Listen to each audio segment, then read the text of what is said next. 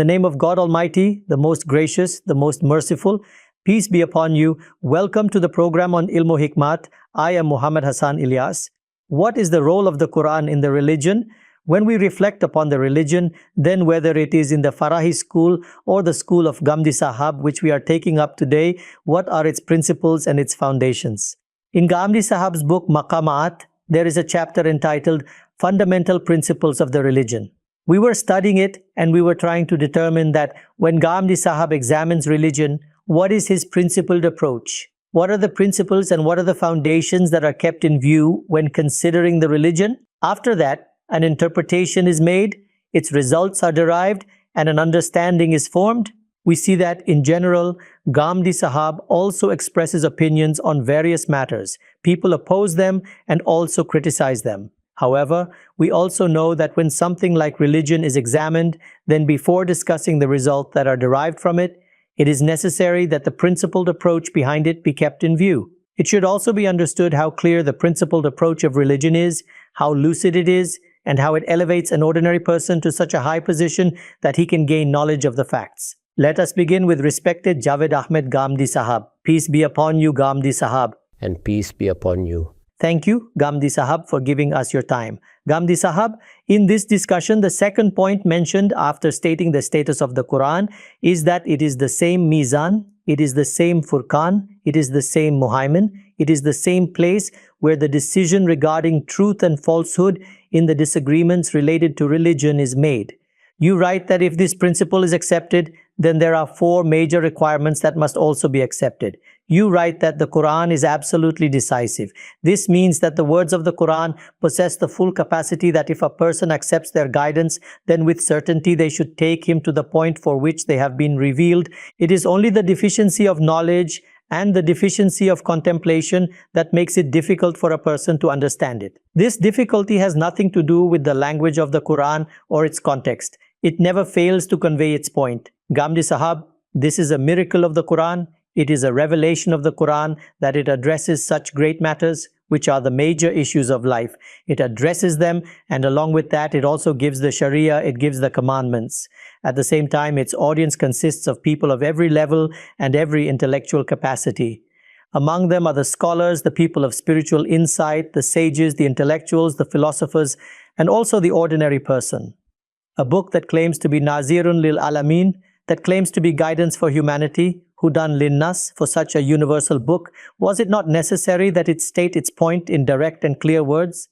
By the way, whenever any person speaks in the world, it is his desire that he convey his point with complete certainty. However, if we grant this book such a status, then the inevitable result of that status was that it should possess the ability to convey its point without any confusion. This was the inevitable demand of its intellectual authority. This is also the demand of its intellectual authority and the principle that we have already stated, that God Almighty has revealed it as Meezan and a Furqan for human beings. This too demands the same. Right. We have stated this while keeping it before us. If you consider the first point, then it is correct to say that it has been mentioned in relation to the Quran, that the companions have read it in different ways, and in our history it is also preserved in the form of different recitations. The Muslims have preserved it. Whatever they received from the companions, they did not discard it. However, we have stated that the obligatory recitation of the Quran is the one that took place in the Arzah-e-Akhirah, the final presentation. The Quran itself has declared it as the obligatory recitation. The Muslims have transmitted it forward. At present, the Mus'haf that we possess is based on the same. It was also intended to show through this that while understanding the Quran, while referring to the Quran, and while fulfilling the purpose of the Quran, such a situation should not arise. That I understand something in one way, and in response you say that this sentence has been read in another way. There is a definitive text. It has been conveyed to us that from all three aspects, the Muslims have transmitted it with complete protection. That is, in the form in which it could be written in script, it has been transmitted through writing. In the form in which it could be read, the vowelization has been fixed in the same Mus'haf. And then, continuously, its recitation and tone are also being transmitted. Therefore, in this respect, it has become the unique book of the world. It transmits itself in such a way that even at the most basic level, there is no contradiction in its foundation. In this second point, it is said that the Quran is the word of God Almighty, the Lord of the universe. It has been delivered to people in such a way that the finest possible forms have been adopted for it, the best language and the clearest expressions that could possibly be chosen. The Quran itself states this in these words, Inna anzalnahu Qur'anan Arabiyyan Mubinan. That is, we have revealed it in clear Arabic, clear and clarifying, such that no ambiguity should remain. You will remember that among our scholars of the principles of jurisprudence, words are described in terms of clarity and obscurity.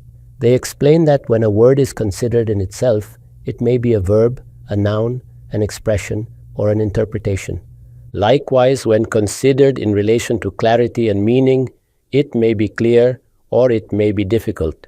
That is, the Quran has told us that whatever words may be used, when God Almighty gives them the form of verses, they appear before us in two forms.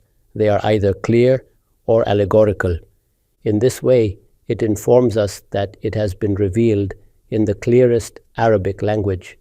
The Lord has made it a guardian and guide over the earlier scriptures, and it tells us that its verses are only of two kinds. Either they are clear or allegorical. We will discuss the allegorical verses later, but the word clear itself makes it evident that whenever any matter is mentioned in the Quran, its argument is absolutely explicit. That is, the words used in it, the structure of the sentence established for those words, and the context in which they have been placed. If they are all understood in their proper context, and if no obstacle is introduced at any point, then the discourse reaches the very point where the human hand is guided to the point intended by the Lord. Therefore, Imam Farahi expressed this principle in the words, لا يحتمل إلا تأويلا واحدا. In the Quran, nothing carries multiple conflicting meanings.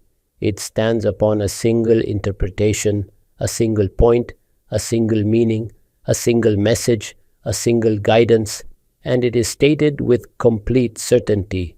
That means that God Almighty has adopted the best principles, chosen the finest words, established a very clear structure of sentences, and set a definite context and background for them. If a person follows these three stages correctly, then he can reach the point intended by the Lord. Then the question arises, why then does disagreement occur? I have said that the reason for disagreement is not that there is any confusion in the words of the Quran, nor that there is any difficulty in the structure of its sentences, nor that its context and background are uncertain. None of these things exist. It states its point clearly and with complete certainty. If a person follows it properly, he can reach the point that the Lord has stated. All these things are present in the Quran, but human beings possess certain weaknesses. A person rarely begins to understand something only after acquiring complete knowledge. This happens with all of us. We rely upon our limited knowledge, or we make mistakes in determining how much knowledge is actually required. As a result of such mistakes, we begin to study a book with incomplete knowledge, a book that is the highest example of literature, the most refined expression of language, a book that has come from the Lord, and a book that must simultaneously address both the ordinary person and the learned one. For reading such an extraordinary book, the knowledge that was required, although God Almighty did not impose any formal requirement for acquiring knowledge, He nevertheless revealed it in clear Arabic. Therefore, for a book revealed in clear Arabic, the ability to read, and the knowledge necessary for that reading must indeed be acquired. A deficiency arises in this respect, and sometimes it happens that the knowledge is present, but the right of contemplation is not fulfilled. In contemplation, one must make the matter itself the subject of reflection and thought. There must be no defect in determining the meanings of words. Whatever meanings have been transmitted for them must be kept in view. Similarly, All the possible grammatical constructions of the sentence must be considered. The context must be understood with full coherence. One must look at what precedes it and what follows it, and one must examine it within the entire surah in order to understand what point is being made. When a person passes through all these stages, then he succeeds in deriving the precise conclusion. Whether it is a deficiency of knowledge or a deficiency of contemplation, these are our shortcomings. There is no shortcoming in the words themselves. The words are in the clearest Arabic language.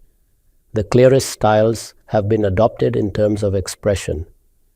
And the Lord of the universe has used that language. Therefore, it is impossible to imagine that there could be any deficiency from the perspective of the author or the speaker, whether in the expression of knowledge or in maintaining the necessary elements of context and coherence while speaking. Thus, from that perspective, the discourse has been expressed in its complete form. It has reached us in its complete form. Now it is our responsibility to follow it in order to follow it. And how is that done? By strengthening knowledge and by fulfilling the right of contemplation. When we fulfill these requirements, then God Almighty opens the meaning of His discourse for us. The point becomes clear. Ghamidi Sahab, the point that you have made, on the one hand, it places the reader of the Quran, the one who seeks guidance from it, in a position of trust. And it tells us that the Quran itself says about itself that it is bayanun lil nas, a clear exposition for humanity. It also says, وَلَقَدْ يَسَّرْنَا الْقُرْآنَ لِلذِّكْرِ فَهَلْ مِن مُدَّكِرٍ. I have made it easy for guidance, so is there anyone who will take heed? At the same time, whenever any literature, any scripture, or any text of knowledge appears in the world, a group often emerges between that text and the common people. It is said that whatever has been written cannot be understood by you. We must understand it, decode it, and then determine and confirm its meaning. So, when the Quran says that it is bayanun lilinas, it is not only for the scholars. Then this extraordinary trust that the Quran claims is that whoever opens it and seeks guidance from it, whether they are scholars or experts of language, will stand at the level of shared understanding. If you do not know Arabic, they will translate it for you, but they cannot stand here and say that we alone will tell you what the Quran is. It is so clear and so manifest that we can all speak about it. In reality, the point is that the matter of language is such a matter that no other solution can be found. That is, it is not possible that the Quran or any book of God Almighty should be revealed in such a way that it can be read in every language. It will necessarily come in only one language. It was revealed in the Arabic language. It was revealed in clear Arabic. Now all of us must learn this language. However, Muslims did not always succeed in teaching it to their children in every generation. There are many countries where the children's primary language is Arabic, or where the Arabic language is taught to them in the same manner. However, in our subcontinent or in some other countries, this situation does not exist. When this situation does not exist, then at this level as well, it becomes necessary that those people who are aware of the Arabic language translate it. In translation, you cannot convey the beautiful expression of any book. That is, especially when it is a book in which literature has appeared in its highest form, where meaning is abundant and the beauty of literary expression is at its peak. In such a situation, at least in some places, this becomes easy. When you translate it, that spirit is diminished within it. However, you can still convey the point, that is, what God Almighty has said, what guidance He has given, what He has explained, you can convey that. Therefore, this becomes a necessity for those who are not aware of the Arabic language. This book should be translated into their language. They will not be able to derive the same aesthetic pleasure from it. They will not be able to obtain that delight which is hidden in the musical rhythm of the words of the Quran, in its subtleties, in its context, and in its beautiful expression. They will not obtain that. However, the guidance that God Almighty has given through it can certainly be conveyed to them. So, this is one matter. After this, it is clear that the Quran has two levels. One level is that it is the book of guidance. It provides reminder and admonition to people. It teaches them the basic lesson of religion. That is, it tells them that one day all of you will die. After dying, you will be raised again. You will be brought into my presence. There you will have to answer. After that reckoning, the eternal decision for you will be either punishment or blessing. Along with this, it also introduces the nature of the matter. That is, the human being understands with his intellect that I am a creation. I observe the act of creation myself. Therefore, I infer that there must be a creator. This is what he understands. What should be the attributes of the creator? This too he understands, because the attributes themselves come under observation through that act. There is intention, there is knowledge, there is wisdom, there is power. He understands these as well. From these, a personality is formed, but he cannot reach the final conclusion. Therefore, through the prophets, peace be upon them, it is explained. Thus, the Quran is the final manifestation of that prophetic discourse. Hence, through the Quran, we recognize our Lord. We attempt to understand His identity. We attempt to understand His attributes. We attempt to understand obedience to Him, so that our understanding of our own selves becomes correct. The same matter regarding the prophets, peace be upon them, and regarding the other creations of God Almighty that have been introduced, is understood in the light of the Quran. Therefore, the fundamental message of the Quran, that you must accept certain truths, that you must prepare for a certain reality, that I have placed you in a test, that this is its objective, what you will gain and what you will lose. All these matters are understood by every person, even through a simple translation. That is, the Quran is so clear in this matter that it does not require commentary or elaborate explanation. It conveys its message itself. Even a common person, if he reads the translation of the Quran, or if he knows Arabic and reads or hears it in Arabic, will encounter this issue repeatedly. In this way, the translation of the verses makes it easier for him. Regarding each and every matter, the Quran itself has adopted the method mentioned in the words Yaqulu Darasta, that these people stand up and say that you have repeated this topic again and again. Thus, the Quran narrates the same topic from every possible angle. That is, the same situation is created which the poet Anis described. If the subject is a flower, then bind it with 100 colors.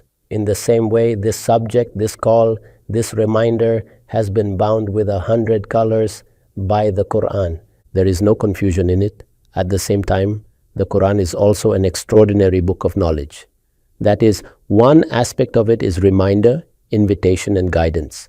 But the divine knowledge that it contains also makes it an extraordinary book. Therefore, those who possess a taste for knowledge, who reflect upon matters from a rational perspective, who wish to understand things at a philosophical level, who wish to know their mutual relations, who wish to understand religion as thoughtful human beings, they too must read it and study it.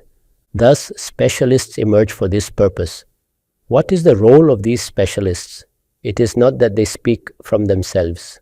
Rather, they develop within themselves that capability in which there is no deficiency in knowledge as far as humanly possible, and no deficiency in contemplation, again as far as humanly possible. Since they have acquired learning, they strive to fulfill the right of reflection, and they strive to attain knowledge to its highest degree.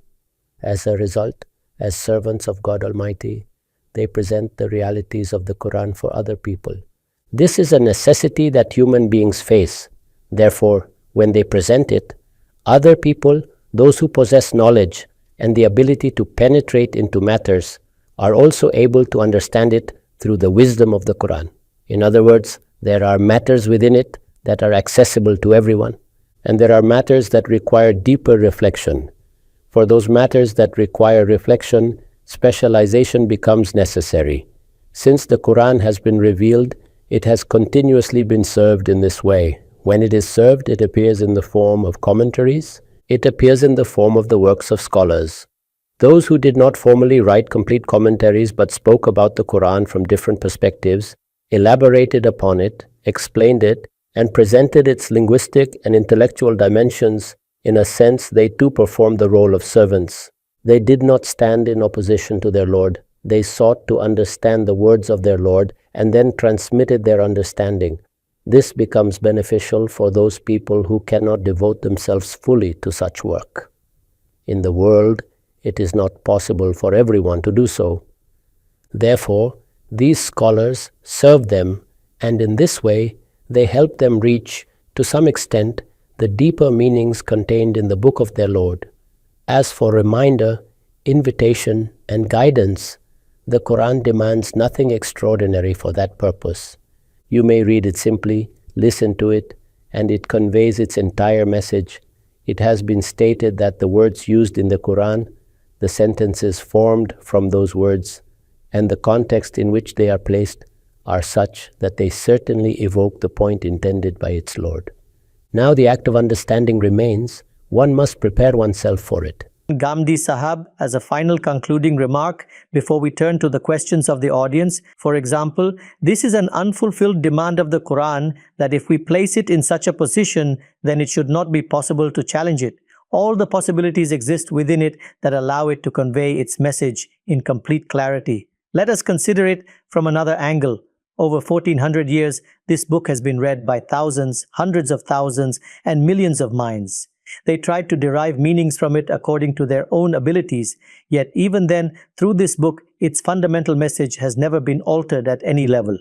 Monotheism exists in the Quran. No one can say that the Quran speaks against monotheism. Polytheism is condemned in the Quran. No one can say that the Quran teaches polytheism. We are commanded to avoid immoralities. All the laws of the Sharia that the Quran calls Kitabi remain intact. If this power had not existed in this book, then this fundamental case would have been altered long ago. The changes or disagreements that we observe are very specific and academic in nature. In the fundamental message, there is no major difference and no doubt. The practical obligations that have been given to us have been transmitted through consensus and continuous practice. Therefore, we do not find disagreement in those practical rules. They continue as sunnah. We must perform prayer, we must fast, we must perform pilgrimage, we must perform the lesser pilgrimage.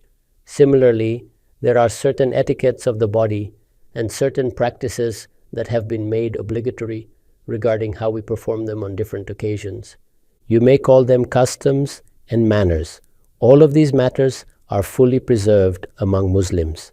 The fundamental religious call that the Prophet Muhammad, peace be upon him, conveyed, that the Lord of the universe is one, that God Almighty alone is the Lord of the universe, that one day we will stand before Him, that after death we will be raised again, that there we must present ourselves for accountability. This is the essential message.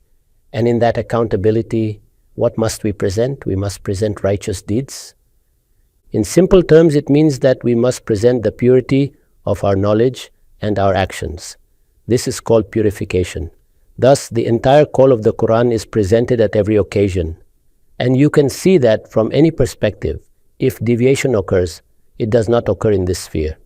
Rather, it occurs in the arrangement of ideas, in constructing systems of thought, in determining objectives, and in explaining their implications, matters in which mistakes can be explained and corrected through discussion. However, the basic principles of its call, all of them have reached every individual in a very clear manner and with complete proof. In these matters, there can be no other opinion. The point of view has now become very clear. When the Quran is regarded as Meezan, Furqan, and Muhaimin in distinguishing truth from falsehood, then the second necessary requirement for accepting the judgment of any authority is that the discourse of the Quran be decisively indicative, or Qati al-Dalala. That is, it possesses all the means through which it can convey its point to every person with complete clarity. For this reason, the differences that arise in understanding the Quran occur in the process of forming one's own understanding, in decoding its meaning, and in interpreting its message. Let us move forward in this series of discussions. We receive a large number of questions through social media. It is our wish that people's questions be conveyed to you directly in their own words.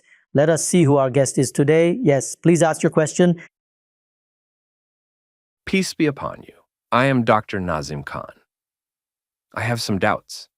For example, Can the universe be eternal? I read the Quran daily, and I try to make it clear to myself that the Quran is from the Lord.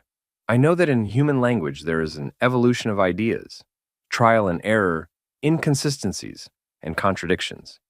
But how can the belief become firm that the Quran is truly the word of the Lord alone? Yes, Ghamidi Sahab, the point is clear. Whether the universe is eternal or not, how do we come to know about it? And regarding the conditions of the Quran, you have also written about them in your articles. But the question remains, how can we practically see that none of these human limitations are present in it? In response to the first question, the point is that the Quran stands before us as the book of God Almighty. We read it, we observe it, we receive light from it, and we refer to it. From every angle, the Quran clarifies matters for us. Therefore, regarding the universe as well, only the one who created it can inform us about its reality. Thus, he has told us that the Lord of this universe is Badi'u Samawati wal Ard, the originator of the heavens and the earth. That is, he granted them existence for the first time. When existence is granted in this way, then obviously the question of eternity is removed. Now, when did he grant this existence? How did he grant it? For this, all the information that God Almighty has given in the Quran must be read and accepted. There are some things in this world that we can understand through observation, those that come within our perception, either through our outward senses or through our inner awareness. But when the universe itself was created, is not within our direct grasp. We can only estimate it. Therefore, God Almighty has provided us with this information. He has told us that He is Badi'u Samawati wal Ardi, the Creator who brought them into existence. This statement clearly indicates that the universe came into existence at a particular time. The Lord granted it existence, and it came into being from non-existence. It was not there, and then it came into existence. This has been clarified. Furthermore, God Almighty has told us about Himself that He is the first and the last. Thus, we accept this information as revealed knowledge because discovering it through any other means is not possible for us. That is the answer to the first question. Now, regarding the second question, I would request the questioner to carefully examine the three matters that I mentioned and that he has read about. When the Prophet Muhammad, peace be upon him, presented this Quran, his entire life had already been known to people. It has been transmitted to us in detail. We know what his occupations were before that time, how the Arabs regarded him, what his status was in his society, and what kind of matters had been presented before him previously. In this way, we can easily examine the historical background. Then, when the Quran itself is before us, we can observe whether the statements made in it contain any contradiction. Is there any inconsistency within it? Is there any confusion in its system of thought? These are matters that we should continue to examine repeatedly. They should be understood with the help of scholars. Moreover, regarding the knowledge presented in the Quran, 15 centuries have passed, and there is not a single statement about which one can point a finger and say that this was merely a human expression which, after a century or two, proved to contain an error, or that the understanding of its information changed with time. Therefore, one should continue reading the Quran from this perspective and keep reflecting upon it. As one continues doing so, the voice within one's own heart will testify that it is indeed the Book of God Almighty. One will feel that it is God speaking within it. Thank you very much, Ghamidi Sahab. Let us proceed further. Yes, peace be upon you. I am from Para, Pakistan. Nowadays, among Muslims, there seems to be more emphasis on family traditions than on faith itself. Everything is often presented from the perspective of family customs. Does this not create a contradiction with the Quran? If such a contradiction exists, then what should we do? Ghamidi Sahab, you must have observed this phenomenon. Wherever one goes, people often say, this is our family tradition. This is how our family views this matter. In discussions, the primary reference often becomes family tradition rather than asking what the Quran says or what faith itself demands. This is actually a natural situation for human beings. A person opens his eyes of awareness within a family. There is a father, a mother, and other relatives. They are the first to teach him and to introduce him to religion. For this reason, the family becomes the fundamental point of reference for a human being. From the family, his social life begins. Through it, he recognizes relationships and receives traditions. Therefore, this phenomenon is not surprising. The real point is that when a person reaches the age of intellectual maturity, he should begin to question everything. He should examine matters with his own eyes. He should analyze them critically. Such intellectual training should be given at every level of education. If this training is provided, then a person will make his faith the governing principle of his life, and in matters of knowledge and practice, he will establish his opinions based on evidence and reasoning. In such a case, the situation you mentioned will not arise, but the journey always begins from the family. Even the greatest individuals begin from there. Yes, the point is clear. Let us move further. Please ask your question. Peace be upon you. I am Ataullah Kasmi from Bhawana, Chinyot. My question is, what is the difference between deen and mazhab? I would also like to ask about the issue of al-Sunnah in the subcontinent, Pakistan, India, and neighboring regions. What proportion of Muslims in the rest of the world belong to this group? Thank you. Yes, the difference between deen and mazhab is largely one of language and terminology. Regarding al-Sunnah, Muslims across the world do identify themselves with this group. Al-Sunnah is a large group. In fact, it is the largest group among Muslims. Just as it exists in the subcontinent, it exists elsewhere in the Muslim world as well. In the Middle East, we also find followers of the Shia, though their numbers are smaller overall. However, in certain regions, such as Iran and Iraq, their population is significant. Nevertheless, if you look across African countries and most of the Middle Eastern world, the majority of Muslims belong to Al-Sunnah. In this sense, Al-Sunnah represents the largest and most prominent group within the Muslim community. One may even say that the main body of the Muslim community historically belongs to this group. Now, regarding the difference between deen and mazhab, in our language, these words are used with same meaning in different ways. In the Quran, the word deen is used. However, even in the Quran, the word appears with several meanings. For example, the Quraysh were told, "Lakum dinukum waliya deen." For you is your deen, and for me is my deen. Similarly, about the Prophet Joseph, peace be upon him, it is said, "Ma kana li Yusufa an ya'khudha akhahu fi din al-malik." He could not take his brother under the deen of the king. Here the law of the king is also called deen. Thus, the general meaning of deen is a system of belief or a way of life that people adopt and organize their lives around. The Quran uses the word in this sense as well, and in our language too it is used similarly. However, in Arabic scholarly usage, the word deen is often used for particular doctrines or sectarian positions, different viewpoints or schools of thought. In such discussions, the word deen is used for Islam itself, while mazhab may refer to specific doctrinal issues or sectarian debates. now that point has been clarified. Let us take the final question. Who is with us? My question is for Ghamidi Sahab. We have heard that when a person is in a state of disbelief and then becomes a Muslim, the sins committed during that state are forgiven. According to this logic, if he performed good deeds during that time, such as speaking truthfully, not lying, treating people with kindness, which are all encouraged in Islam, will those good deeds also be counted in his favor?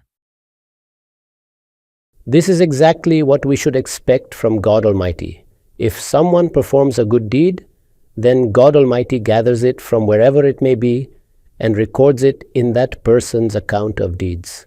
Indeed, it is even mentioned that when a person commits sins and then repents sincerely, God Almighty may transform those sins into good deeds.